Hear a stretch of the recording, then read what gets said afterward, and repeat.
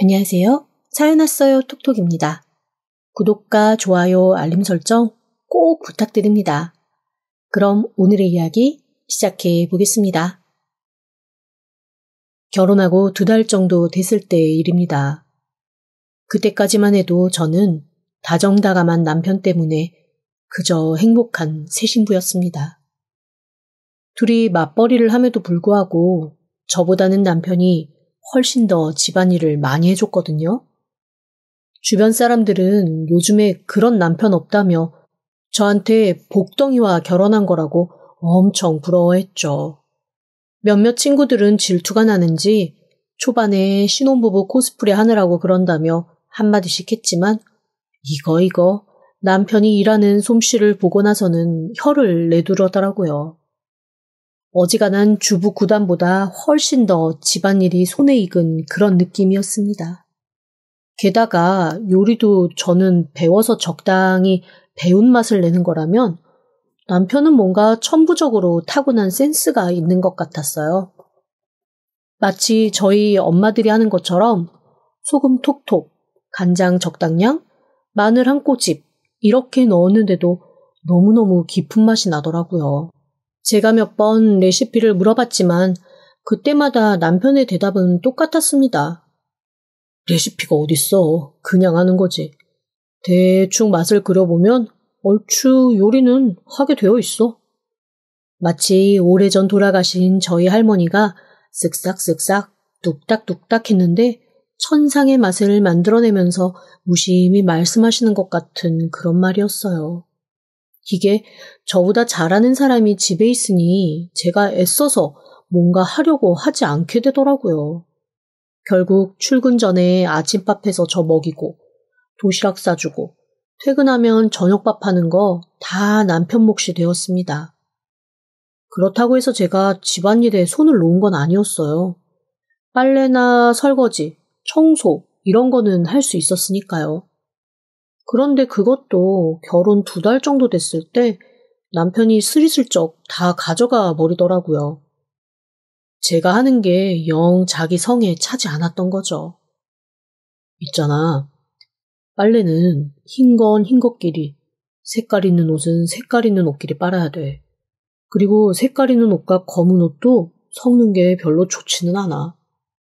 고운 색깔에 검정물이 얼룩덜룩 들어버리면 그것도 참 보기 싫거든. 아, 색깔 있는 옷은 약간 온도가 낮은 물로 빨래를 하는 게 훨씬 그 색깔을 살리는 데 도움이 돼. 아, 그래? 나는 그냥 물빨래 하는 거랑 안 하는 거 그것만 구분해서 빨면 되는 줄 알았어. 아니야. 괜찮아. 모를 수도 있지. 그런데 빨래도 이 원단에 따라 쓸모에 따라 다 조금씩 나눠가면서 모아서 하는 게 효율적이니까 그냥 빨래도 내가 돌릴게. 자기가 집안일이 너무 많은데? 그럼 청소라도 내가 할게. 그렇게 청소는 제 차지가 된 줄 알았습니다.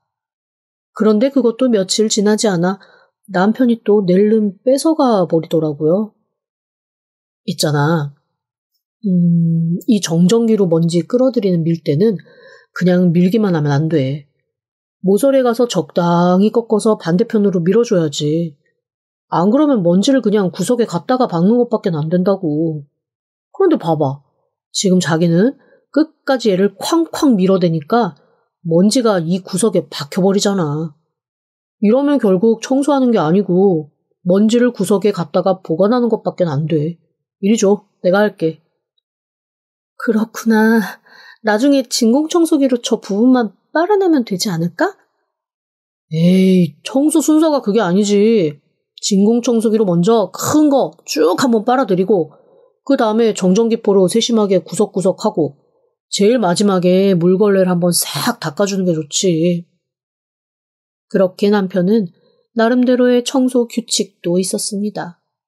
제가 하면 뭔가 끈적거리고 청소가 됐는지 안 됐는지 모를 상태의 바닥들이 남편이 하고 나면 정말 무슨 청소업체 불러서 청소한 것처럼 반들반들 깨끗하고 반짝반짝거렸습니다. 그렇게 저는 청소도 남편에게 뺏겼습니다. 결국 남은 건 설거지와 쓰레기 분리수거였죠. 쓰레기 분리수거는 보통 다른 집들은 남자가 한다고 하지만 그거는 저희 집처럼 남자가 적극적으로 살림에 임해주지 않았을 때 일 아니겠어요? 그래, 갖다 버리는 것 정도는 나도 할 수 있겠지 싶어서 쓰레기 봉투를 주섬주섬 들고 나가려고 하는데 남편이 화들짝 놀라며 저한테 다가와서 이러는 거예요. 뭐하고 있어? 들어가. 이건 내가 할게. 아니야, 자기야. 내가 이거라도 해야지. 나 정말 너무 하는 게 없어서 자기한테 민망해서 그래. 괜찮아. 음식물 쓰레기 우리 아파트 어떻게 버려야 하는지는 알아? 어? 그냥 갖다 버리면 되는 거 아니야? 에이, 무슨 소리야. 얼마 전부터 비밀번호 누르고 그람수 재가지고 내게 되어 있다고. 당신 우리 집 비밀번호도 모르잖아. 그거야 당신이 가르쳐주면 되지. 아휴, 당신 숫자도 못 외우잖아. 가르쳐주면 맨날 나갈 때마다 물어볼 텐데 그거 일일이 대답하느니 내가 버리는 게 나아. 그리고 여기 있는 거 한 번 더 분리수거 해야 돼.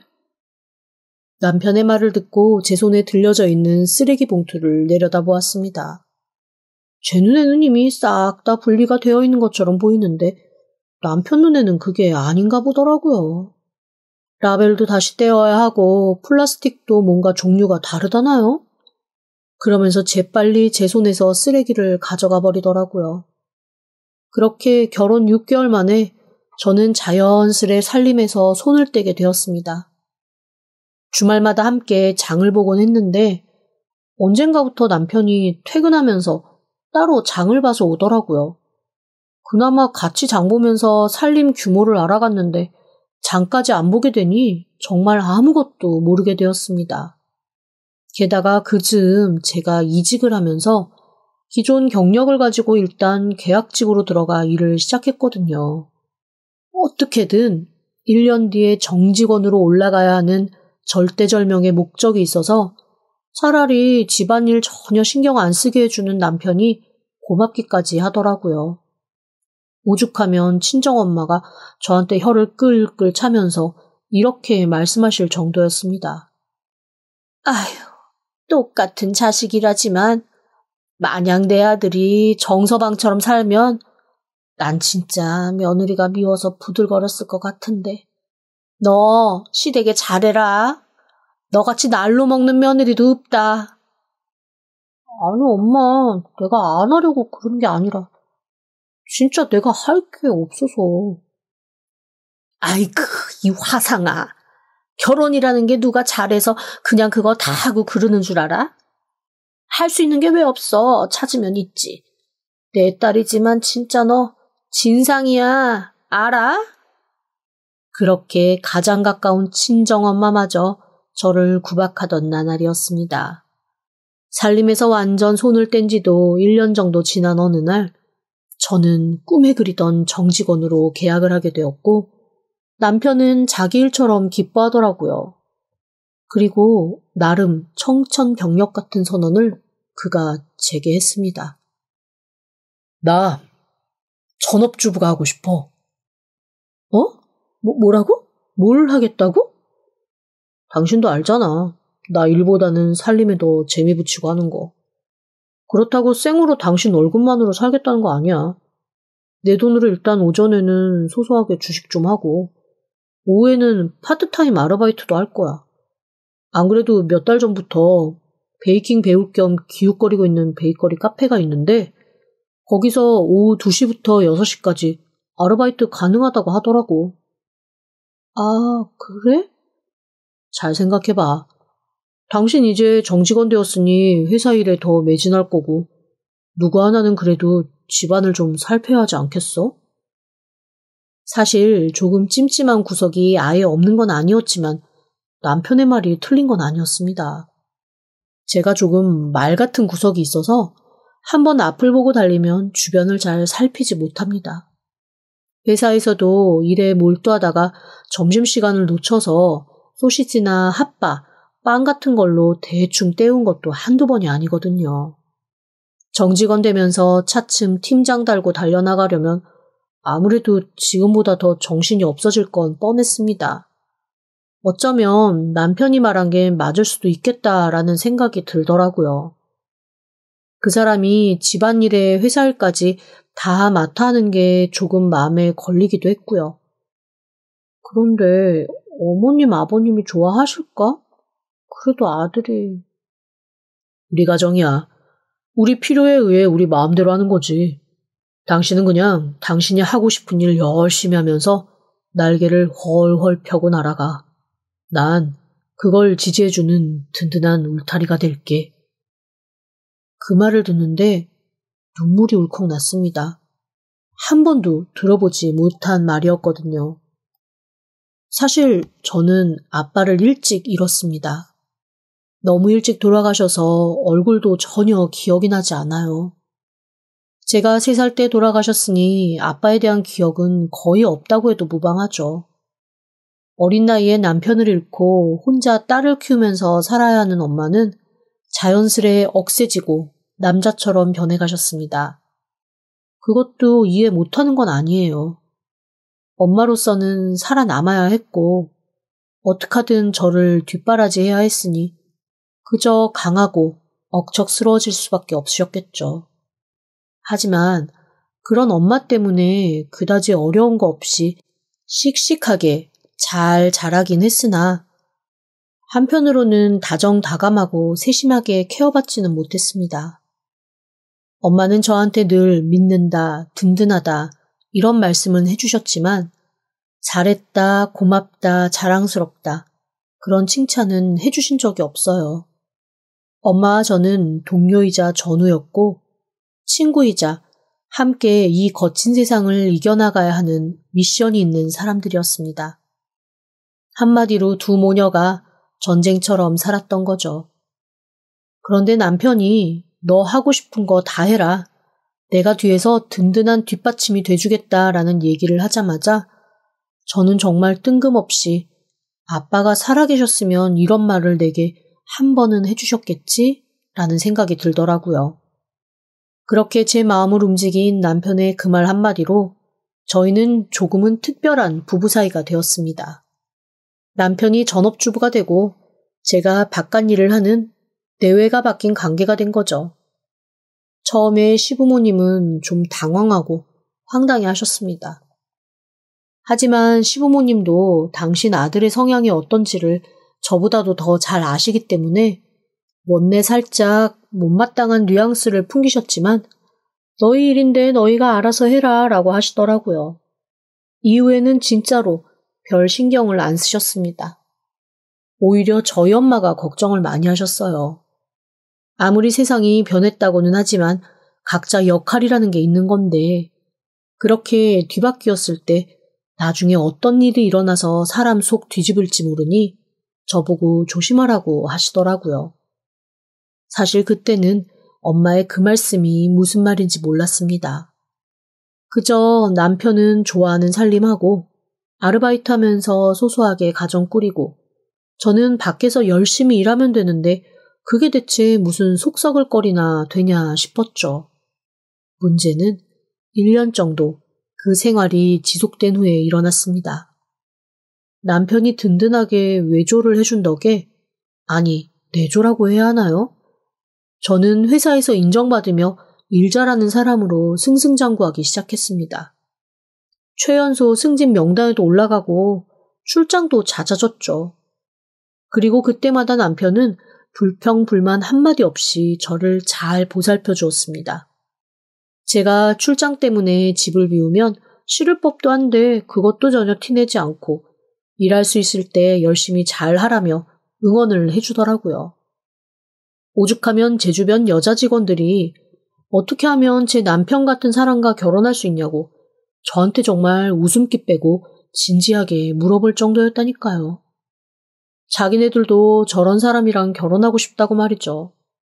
그런데 모두가 그렇게 부러워하는 제 삶이었지만 저는 마음 한구석에 언젠가부터 몹시 불편한 게 생기기 시작했습니다. 바로 남편의 태도가 애매하게 바뀌고 있다는 사실을 제가 느꼈기 때문이에요. 마치 뭐랄까 집에서 처음에는 야무지게 살림 잘하던 주부가 언젠가부터 일부러 트집 잡기 위해 이런저런 불만을 얘기하며 남편 탓을 하는 걸 종종 보잖아요. 똑같았습니다. 하다못해 배추값이 오른 것도 제 탓인 것처럼 투덜거리더라니까요. 이거는 도저히 안 되겠다 싶어서 남편과 함께 진지하게 얘기를 해보기 시작했습니다. 있잖아, 당신이 먼저 살림하겠다고 한 거였잖아. 그런데 요즘에 왜 이렇게 나에 대한 불만이 많이 늘어났어? 내가 언제 당신한테 뭐 불만했어? 지금 말투도 그렇고, 하다못해 그저께는 배추국 끓여주면서 배추값이 올라서 배추국 끓이기도 무섭다고 나한테 짜증냈잖아. 내가 언제 배추국 끓여달라고 했어? 이것 봐. 다 자기 위해서 해주는 건데 그걸 또 내 탓을 하네. 그게 무슨 소리야? 너 술 먹은 다음 날 북엇국 끓여주면 입도 안 대고 배추국 끓여주면 그거는 속 풀린다고 잘 먹잖아. 너 그저께 술 엄청 먹고 들어왔어, 안 들어왔어? 배추국 아니면 안 먹는 애가 배추국 끓이면서 배추값 비싸졌다는 얘기한 거 가지고 이렇게 따지고 들면 대체 나는 뭘 어떻게 하라는 거야? 사실 남편 말이 틀린 건 아니었지만 조금 어이없고 기막히긴 했습니다. 물론 제가 술을 마시고 들어온 다음날 희한하게 북엇국은 비린내가 나서 싫고 배추국은 그 된장과 배추의 달큰하고 구수한 맛이 속을 좀 풀어주는 것 같아서 더 즐기기는 해요. 하지만 그렇다고 그거를 무슨 토라진 사람처럼 그렇게 투덜거리며 말할 필요는 없는 거잖아요. 뭔가 이야기의 포인트가 벗어나는 것 같아서 남편에게 원하는 게 있으면 얘기해보라고 살살 구슬렀습니다. 사실 속으로는 지금 내가 이게 뭐 하는 짓인가, 이게 남편과 아내가 하는 대화가 맞나 싶은 자괴감이 들었지만 어쩌겠어요. 그 사람도 뭔가 불만이 있으면 풀고 살아야 되니까요. 그랬더니 그제야 남편의 입에서 본심이 나오기 시작했습니다. 가게가 하고 싶다는 거예요. 좀 당황스럽더라고요. 그동안 한 번도 티낸 적 없는 남편의 속마음이었거든요. 가게? 가게가 하고 싶다고? 무슨 가게? 당신이 갑자기 가게를 어떻게 해? 아니, 베이킹을 쭉 배워보니까 이거 할만하겠다 싶더라고. 유명한 베이커리처럼 빵이며 케이크이며 여러 개 하는 게 아니라 딱 5개에서 6개 정도 집중한 베이커리? 하나 하고 싶다는 생각을 하고 있었는데 마침 내가 아르바이트 하던 그 베이커리 내놓는다고 하잖아. 내가 베이커리에 대한 전반적인 거 다 알고 어느 정도 매출도 나오는 안정된 가게니까 인수하라고 하는데 내가 돈이 어딨어. 이럴 줄 알았으면 남들처럼 살림하는 비용 꼼꼼히 받을 걸 그랬어. 주식해서 꾀꼬리 짬짬 번 돈으로 다 살림하는 데 쓰고 생활비 쓰고 당신한테 받는 걸로는 양쪽 집 부모님 돌봐드리고 그러니까 내 손에 뭐 남는 거라도 있어. 갑자기 너무 비참하고 우울하고 자괴감 들어. 내가 이러려고 전업주부 했나 싶은 생각이 든다고. 솔직히 말하면 남편의 얘기가 100% 다 납득이 되는 건 아니었습니다. 제가 전업주부 하라고 떠민 것도 아니었고 본인이 하겠다고 해서 하라고 했고 가게도 사실 그냥 본인이 하다 보니 욕심이 난 건데 그거를 제 탓으로 돌리는 건 솔직히 부당하다는 생각이 들었죠. 하지만 그 자리에서 그렇게 따질 수는 없더라고요. 일단 남편을 잘 달래다가 가게를 인수하는데 얼마나 필요한 거냐고 물었습니다. 그러자 남편이 슬쩍 제 눈치를 보면서 보증금 3억에 월세가 매달 300원저리씩 나온다고 얘기를 하더라고요. 그리고 기타 등등 이것저것 기계며 설비 인수하는데 그것도 적지 않은 돈이 드는 상황이었습니다. 집을 담보로 대출을 받고 제가 퇴직금을 사전에 좀 정산하고 그동안 주식이나 펀드에 조금씩 넣어뒀던 돈 싹 빼면 어떻게 가능하긴 할 것 같더라고요. 그래서 남편에게 일단 생각을 좀 해보자. 그리고 그 가게 주인을 같이 만나보자 라고 얘기를 했습니다. 그러자 남편이 좀 의아한 태도를 보이더라고요. 가게 주인을 같이 만나보자는 말에 뭘 그런 걸 가지고 저까지 가게 주인을 만나냐고 하는 겁니다. 그게 무슨 소리야? 당연히 만나봐야지. 당신이 가게를 운영한다고 하면 그거는 우리 집안 미래를 위해 뭔가 하나 일을 벌리는 건데 내가 당연히 가게 주인도 만나보고 같이 논의도 해야 되는 거 아니야? 야, 됐어. 안 그래도 집에서 살림하는 남자라고 가게에서 일하는 사람들이 다 마누라한테 잡혀 산다고 뒤에서 쑥덕쑥덕 한마디씩 하는 거 그동안 그냥 모르는 척 장난으로 다 넘겼는데 가게 계약하는데 당신이 나타나서 감나라 배나라 이런저런 참견하면 아주 그 소문에 확인 도장 찍는 거랑 다름없잖아. 그건 내가 정말 자존심 상해서 못하겠어. 차라리 가게 인수 안 하고 말지. 무슨 미운 7살도 아니고 좀 어이가 없었습니다. 부부 사이에 당연히 누구 하나 가게 인수한다는데 나머지 한 사람이 안 나타나는 거 그게 더 이상한 거 아니냐고 했지만 남편은 평소 그답지 않게 살짝 막무가내였습니다. 그래서 제가 혼자 슬그머니 그 가게에 가서 커피 한 잔 시켜놓고 1시간 정도 앉아있으면서 판매 내역이라든가 전반적으로 유동인구가 얼마나 왔다 갔다 하는지 그런 걸 지켜보기도 했어요. 솔직히 말하면 반반이었습니다. 잘하면 꽤 괜찮은 수입원이 될 것 같기도 하고 조금 불안한 구석도 없잖아 있고 하지만 남편이 그렇게까지 원하면 그냥 한번 해볼 만은 하지 않을까라는 생각이 들던 그때 제 생각을 완전히 뒤집어 엎는 사건이 하나 생겼습니다. 알고 보니 매장 운영자와 매장 소유주가 다른 사람이더라고요. 게다가 월세도 몇 달 밀린 상태여서 소유주는 그냥 차라리 매장을 빼버리거나 팔아버리고 싶어하는 상황이었습니다.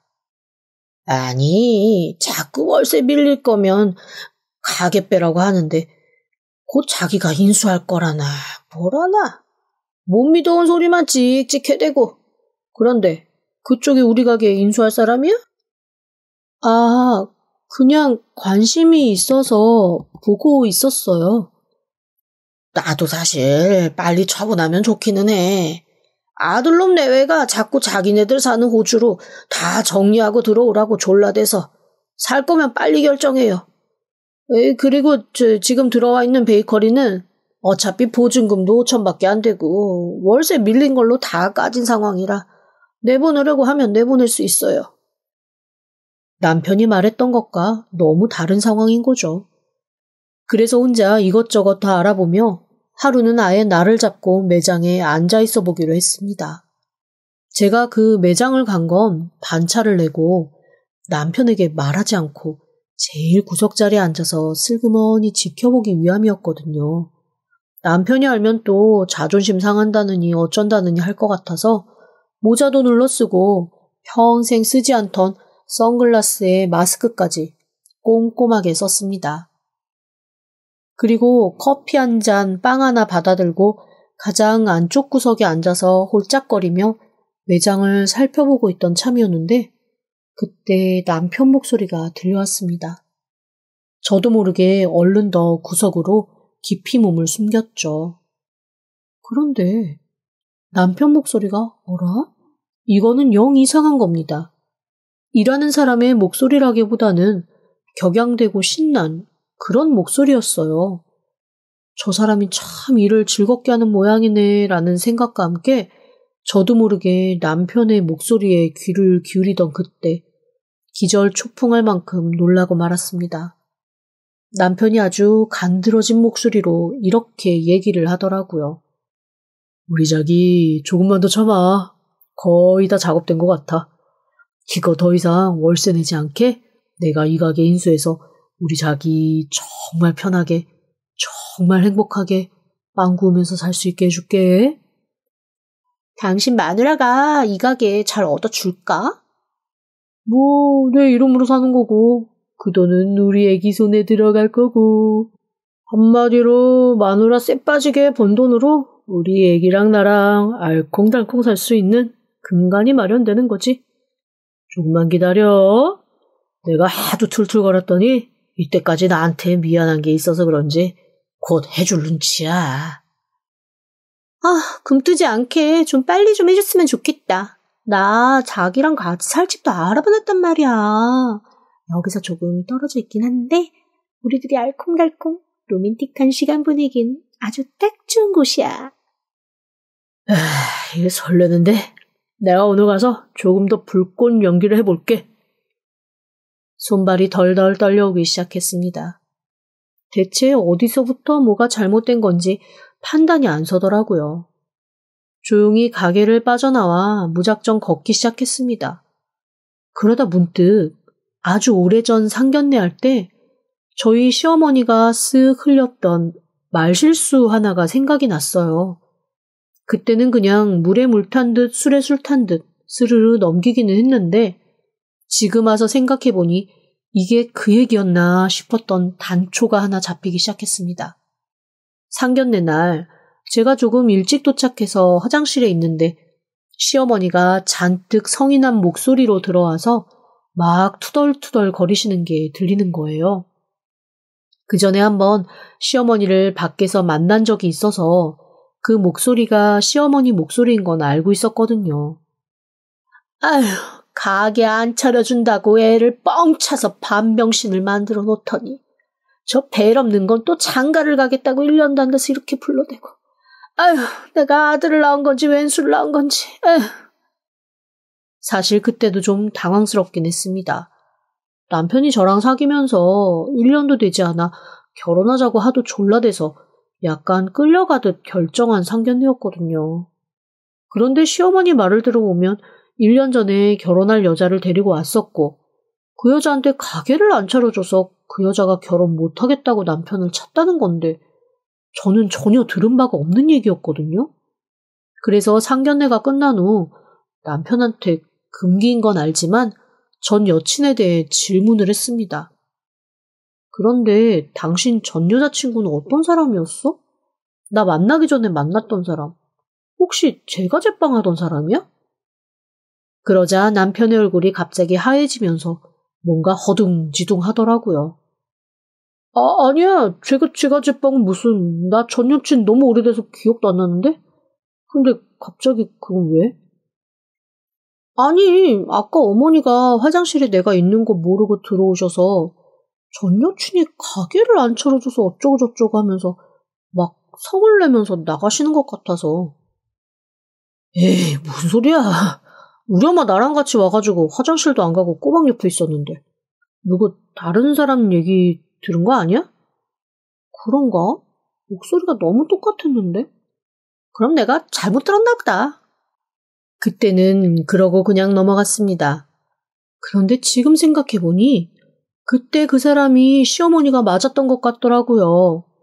결국 남편은 자기가 좋아했던 여자를 잊지 못하고 그 여자의 가게가 있는 근처에 신혼집을 구하고 그 여자랑 같이 있기 위해 최선을 다해 셔터맨 역할을 하며 저를 밖으로 내보냈던 거였습니다. 회사까지 그만두고 그 여자 앞에 얼쩡거리기 위해 최선을 다해 자기가 집에 있었던 거였죠. 이쯤 되니 제가 집을 비우면 무슨 일이 일어날지 불보듯 뻔하더라고요.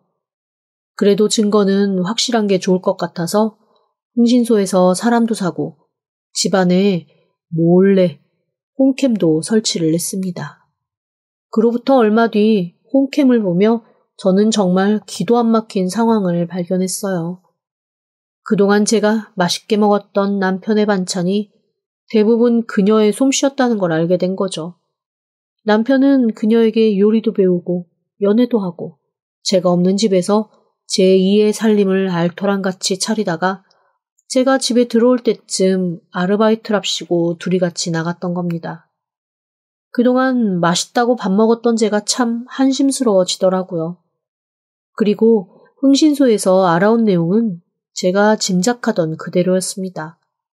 남편과 6년이나 사귄 여자였더라고요.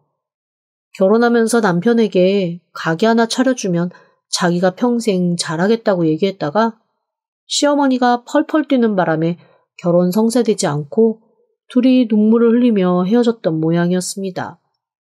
그러다가 절 만났고 눈치 없고 어수룩한 저라면 들키지 않을 것 같다라는 생각을 했는지 저랑 결혼해서 계속 불륜을 이어나갔던 거더라고요. 저는 이 둘을 아주 철저하게 응징하기로 했습니다. 일단 부동산에 가서 가게 계약을 하겠다고 했어요. 그리고 계약을 하자마자 바로 남편의 명의가 아닌 제 명의로 가게를 바꿔버렸습니다. 돈도 제 통장에서 나갔고 부동산에서도 저와 남편이 같이 와서 진행한 걸로 알고 있어서 계약 주체를 바꾸는 건 별로 어렵지가 않았어요. 그걸 위해 부동산 계약을 할 때 계속 남편과 부동산 사장님을 만났거든요. 그리고 계약이 완료되고 완전히 그 가게가 제 것이 된 후에 바로 남편의 내연녀에게 퇴거 통보를 했습니다. 어차피 계약 기간이 끝난 후 한 달 정도 지났는데 전 주인한테 새 건물주 들어오면 나가겠다고 하셨더라고요. 저 여기 빵집 할 생각 없으니 정리하고 나가주셔야겠어요. 무슨 소리예요? 여기 주인 남잔데? 아, 제 남편 말씀하시는 건가요? 아니에요. 제 명의의 가게입니다. 그럴 리가? 내연녀에게 퇴거 통보를 하고 회사로 돌아가는데 남편에게 미친 듯이 전화가 오더라고요. 무슨 소리냐는 거죠. 내가 왜 당신한테 내연녀와 놀아날 공간을 주겠어. 지금 상황 당신 집에도 다 알렸고 나 우리 집 아닌 다른 데 가 있을 거니 찾아도 소용없어. 아, 그리고 이혼 소장이랑 위자료 청구 소송은 일단 가게로 보냈으니 받아봐. 남편은 자기가 운영하는 줄 알고 있다가 가게의 주인은 자기가 아닌 저이고 가게 퇴거 통보는 나온 데다 이혼 소장까지 날아간다는 말을 듣고 혼자 횡설수설 하더라고요. 이게 무슨 말이냐고 무슨 상황이냐고 묻는 남편에게 저는 말없이 홈캠 자료와 흥신소에서 찍어다 준 사진들 그리고 남편이 그동안 그 여자와 함께 제 재산을 가로채기 위해 공모했던 문자 내역을 모두 내놓았습니다. 남편이 몹시 당황했습니다. 저는 그 모든 내역을 시부모님한테도 싹 보내고 제대로 이혼 진행을 하겠다는 통보를 다시 한번 했습니다. 시부모님은 당연히 기절할 듯 놀라셨죠. 알고 보니 시부모님이 그 여자와의 결혼을 반대했던 이유는 다른 데 있더라고요. 그 여자가 애가 둘이나 딸린 이혼녀였던 거였습니다. 그것도 제 남편과 바람난 게 들켜서 땡전 한 푼 못 받고 간신히 아이들 양육권만 가지고 나온 상태로 근근히 아이들의 아빠가 보내주는 양육비로 생활을 유지하고 있었던 겁니다. 그래서 애들도 키워야 하니 가게를 해달라고 졸랐던 거죠. 빵집도 죄다 빚이어서 저한테 받은 돈으로 빚잔치하고 나면 아무것도 남는 게 없는 상황이었고요. 자기한테 남는 거 하나 없이 기댈 곳이라 생각했던 제 남편도 날탕이라는 걸 알게 된 그 여자는 야멸차게 남편을 버리고 야반도주를 해버렸습니다. 그걸 또 그냥 두고 볼 수는 없죠. 상간녀 위자료 소송을 대차게 걸어서 전 그녀에게 남은 돈이 얼마가 되었건 아주 탈탈 다 털어올 예정입니다. 이미 어디 숨어 있는지 찾아냈으니 지독하게 몰아붙여 한 푼도 남김없이 다 뺏어올 참입니다. 내연녀까지 도망간 남편은 뒤늦게 상황을 파악하고 저한테 싹싹 빌었습니다. 하지만 제 마음은 이미 변함이 없었습니다. 어차피 가게 넘어오면서 직장 잃을까봐 불안해하던 제빵사들, 아르바이트생들에게 약속했거든요. 무조건 급여 10% 인상과 함께 저 없이도 베이커리를 잘 운영해주면 추후 차례로 독립시켜주겠다고 말이죠. 다들 너무 좋아하면서 자기 일처럼 열심히 베이커리를 운영해주겠다 해서 저는 졸지에 직장 외에 두 번째 직업이 생겼습니다. 빵집 사장님이요. 쓰레기 같은 남편이 의외의 선물을 준 셈이죠.